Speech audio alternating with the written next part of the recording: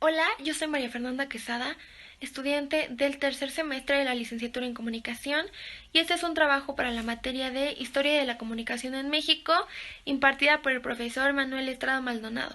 Espero que lo disfruten. Bueno, pues el día de hoy les voy a hablar sobre la cronología de la televisión mexicana, toda la información obtenida del texto de Enrique Sánchez Ruiz, pasando por los antecedentes en el año de 1930, por todo su proceso hasta llegar al año de 1991, que fue su proceso final o proceso de consolidación de lo que hoy conocemos como la televisión mexicana. Definiendo nuestras 7 etapas, comenzamos con la primera, iniciando en el año de 1930 con la consolidación de la radio comercial. En 1934 el ingeniero González Camarena realiza sus primeros experimentos sobre la televisión. Para 1937 surge lo que se conoce como la Asociación Mexicana de Estaciones Radiofusoras Comerciales, antecedente directo de la Cámara Nacional de la Industria de Radio y Televisión. Entre 1939 y 1940 surge la demostración de la cámara de televisión a color y así Camarena patenta su sistema tricromático. De 1944 a 1946 surgen diversas solicitudes de concesiones para poder operar los canales de televisión y asimismo se construye lo que es conocido como televisión asociada. En el año de 1947 el Instituto Nacional de Bellas Artes crea una asociación para poder estudiar la forma de operación de la televisión en Inglaterra y en México, y así también surge el primer control remoto. Cabe aclarar que esta asociación era dirigida por el señor González Camarena. Vamos entonces con la segunda etapa, la cual tiene que ver con el surgimiento y definición comercial. En 1949 surge el segundo control remoto y González Camarena se convierte en un asesor técnico para el gobierno. También se autoriza en el Distrito Federal el canal XHTV, que es conocido como el Canal 4, propiedad del señor Rómulo O'Farrill. En 1950 surge el primer decreto de las normas del funcionamiento de radio y televisión y comienzan las transmisiones del Canal 4 con 5 receptores. También comienza el inicio de Televimex XCW, que es el canal 2, propiedad de Emilio Azcárraga Vidaurreta. En 1951 surge la primera transmisión de clases de anatomía de la Universidad Nacional Autónoma de México y comienza la repetidora del canal 2, que es conocido como el canal 9. Para el año de 1952 comienzan las transmisiones el día 10 de mayo en XHGC de González Camarena. También inauguran el edificio de Televicentro, propiedad de Azcárraga Vidaurreta. En 1953, el canal 6 de Tijuana comienza a transmitir en 2 idiomas, en español y en inglés.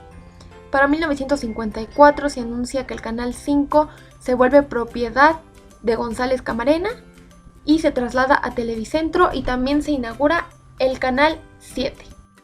La tercera etapa tiene que ver con el monopolio, la expansión y la consolidación de un modelo comercial. En 1955 los canales 2, 4 y 5 constituyen una nueva empresa.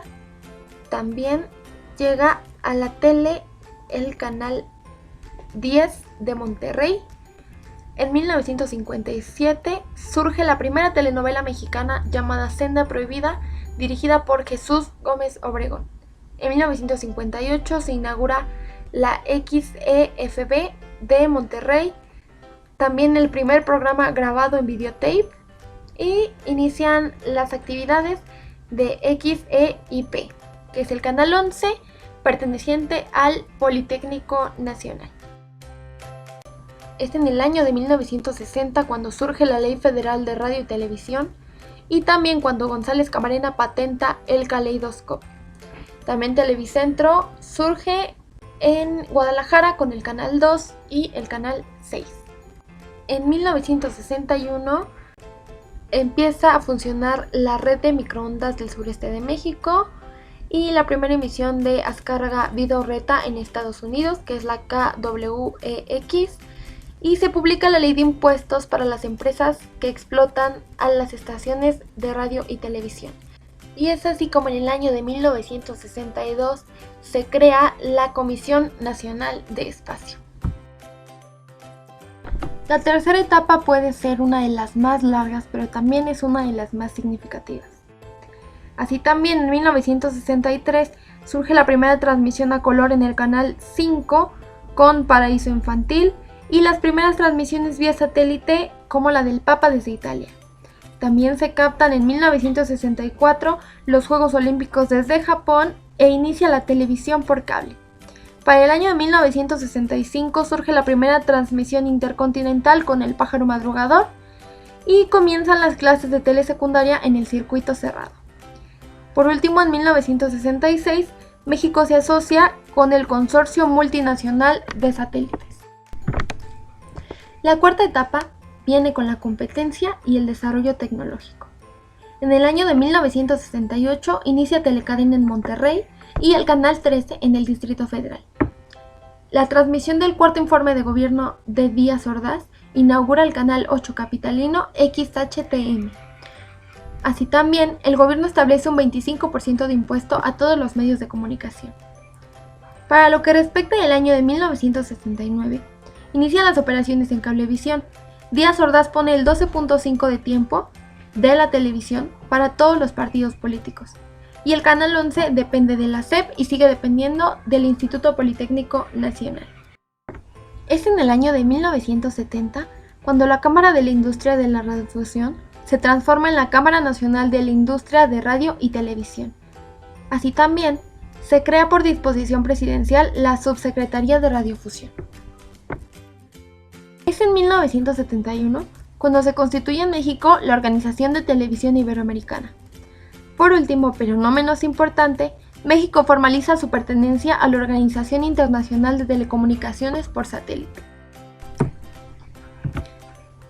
Y es en la quinta etapa donde llega el modelo mexicano de televisión y la división del trabajo. Empezando en 1972, cuando los Azcárraga ya controlan el 20 y el 75% de dos de las más grandes empresas televisivas en Estados Unidos. Asimismo, Luis Echeverría crea Televisión Cultural de México y tiempo después fallece Emilio Azcárraga Vidorreta. Se lleva a cabo la fusión de Telesistema Mexicano con Televisión Independiente de México en una organización que todo mundo conocemos últimamente, Televisión vía Satélite. Sí, Televisa. En 1973 se crea la nueva Ley Federal Electoral, en donde los partidos tendrán acceso gratuito a la radio y a la TV en los tiempos de campaña. Televisa comienza a operar el día 8 de enero. Por último, el reglamento de la Ley Federal de Radio y Televisión de la Ley de Industria Cinematográfica es creado. En 1974 se crea la Ley Federal de Protección al Consumidor y se funda Satélite Latinoamericano. Y en el año de 1975, Luis Echeverría expropia los canales de Telecadena Mexicana y asigna repetidor al Canal 13. Llegamos a la penúltima etapa, la etapa sobre el cuestionamiento social y el inicio de la expansión. Empezando por 1976 y 77, en donde Televisa establece Univisión y crea su Fundación Cultural Televisa. Así también se crea Televisa Europa. Por último, se reforma el artículo 6 y se agrega el derecho a la información. En 1978 y 1979, Televisa crea Televicine, se crea el reglamento de servicio de televisión por cable e inician operaciones en Galavisión. En 1980, Televisa contrata satélites estadounidenses.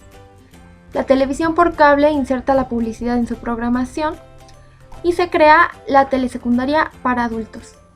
Es en el año de 1981 y 1982 cuando López Portillo inaugura la primera etapa de la Red Nacional de Extensiones Terrestres.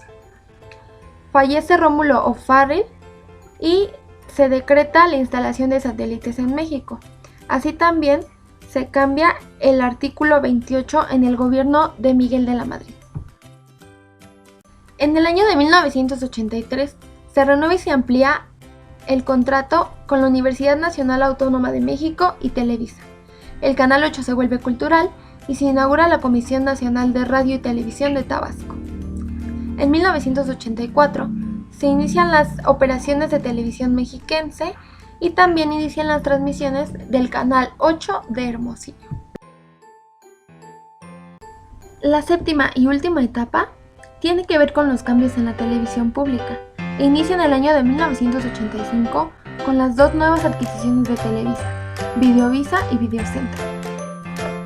Es entre 1986 y 1987 cuando surge Univisión, Emilio Azcárraga Milmo renuncia a Televisa, Jacobo Zabludowski realiza noticiarios en Univisión y meses después regresa a México para trabajar con 24 horas.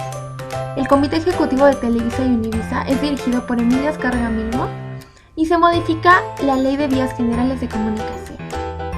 Entre 1988 y 1989, Emilio Azcárraga anuncia que Televisa es totalmente priista. Miguel Alemán Velasco deja la presidencia de Televisa y se supone que es por problemas con Emilio, y también inicia operaciones Multivisión. Para finalizar, es entre 1990 y 1991 cuando la Secretaría de Comunicaciones y Transporte anuncia nuevas redes en 24 poblaciones y un nuevo sistema de satélites. El Canal 9 deja de ser cultural y el Canal 7 deja de ser del Estado, y Televisa anuncia la renuncia de Miguel Alemán Velasco y de Rómulo O'Farrill Jr. de su consejo de administración. Espero que así les haya quedado un poco más claro y que haya sido de su agrado. Muchas gracias.